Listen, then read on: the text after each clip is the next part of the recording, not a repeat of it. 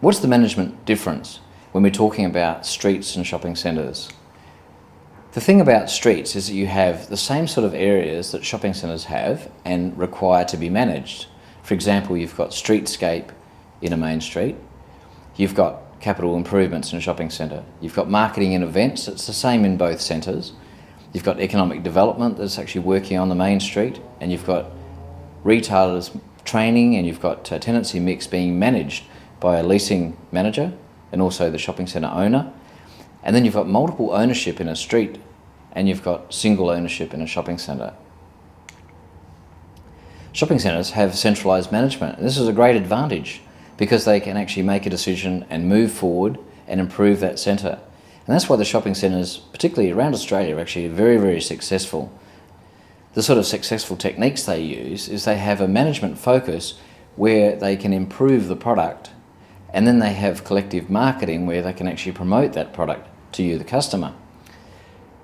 We make a customer promise in the shopping centre. They actually say, we will be clean and safe every time you come to this centre, and we'll put the best retailers in here that we can. So they've got a very good customer promise. They're very professionally run, and they have skilled staff that run all areas of the business. And they're safe and clean always. That is basically, again, a customer promise that they're making to the customer to attract them to that centre. But it doesn't come without costs. I mean, you've got normal rent that people have to pay. They pay in the street in a shopping centre. You've got a marketing contribution that's paid for in a shopping centre. And this is really important because they're actually contributing to the collective marketing of that centre. And often in the street, we don't have a collective marketing basis or fund to work with. You also have outgoings that people pay in the street and in the shopping centre. So what we actually use in the main street is, of course, is using marketing levies. And it's very, very important that we actually do have a marketing fund that collects the retailers' messages together and actually delivers this message to the customer. The thing about management is that you have a long-term view, someone is responsible and accountable, there's attention to detail, very consistent, and in the area of trade hours, for example, is that you find that we want shops to be open all the time so the customer can understand. To have half of the shops closed because it's a Sunday or half the shops closed because of some other reason, it's not good for the customer because they need to see the product being opened and presented as one. So there's expectations from the customers, and they expect standards, and they want to see how can you improve all these standards all the time, and that's where measurement comes in. Because there's no doubt about it, cities face a lot of challenges. You have a lot more graffiti issues. There's issues with rubbish bins where people try to burn the rubbish bins. If you have water features, people try to throw things in the water features. Sometimes groups of youths who get together, we may not worry about that in a shopping centre, but in the street people might think that there's something of concern. It may be nothing, but the thing is it's all about perception. Those sort of areas are important. When people market a vacancy in a shopping centre, you'll see a big sign that comes up that says, great opportunity here, coming soon, new shop. Whereas in a main street environment, sometimes people just paste newspaper over the window and they say, oops, that was a vacancy, we've lost another store, and it gives a perception of failure. In a main street, of course, true, we have overflow from pubs and clubs where people might have been out all night, a few bottles might have got broken. We've got to look at all this and make sure that we manage it, and that's so important that we're actually managing our precincts. Because there's retailers moving all the time, from shopping centres to now lifestyle centres and outdoor centres. We have our main streets. There's a lot of different areas all competing, trying to get that customer to come to their precinct. And what's happened in this area is how do we actually manage these precincts better? And there's been a lot of different responses. You've got the Town Centre Management through the UK, you've got the International Downtown Association, Main Street groups, you've got Town Centre Association, small towns working through New Zealand. Around the world there's over 800 business improvement districts that are actually now spreading and growing very rapidly.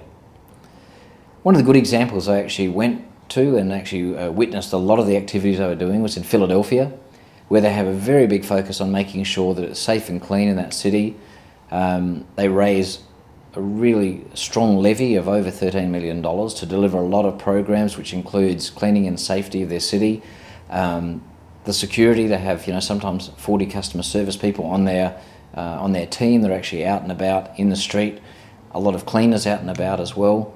And their streets and city is very, very clean and is a fantastic example and one of these sort of shining lights of business improvement districts in America.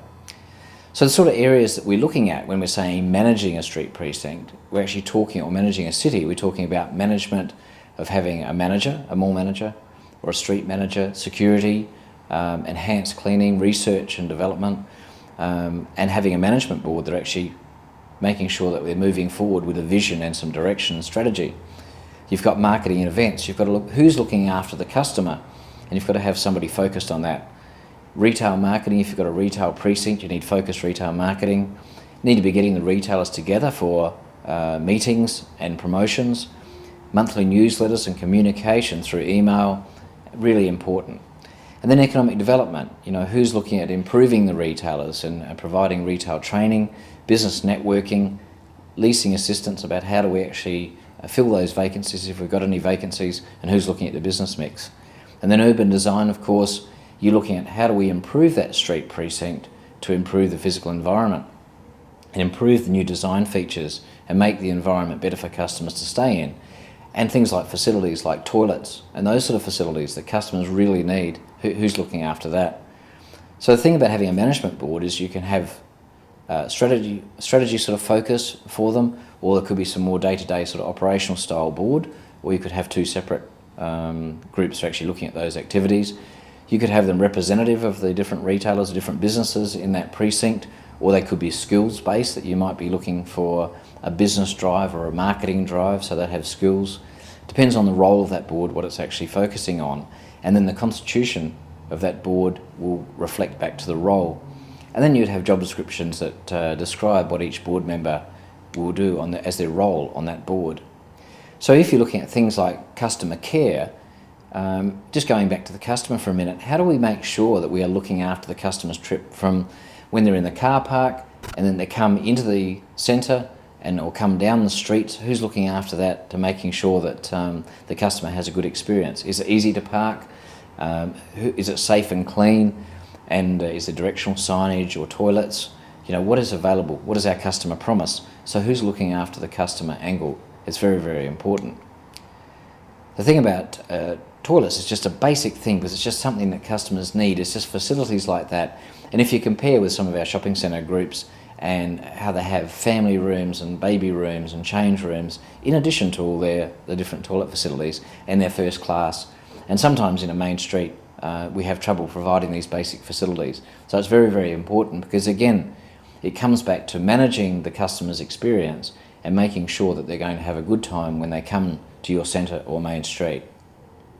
So my name is David West from Premier Retail Marketing, and I'd like you to refer to my contact section of this website and to give me a call or send me an email, and then I can contact you and talk to you about some of these principles and how I can help you.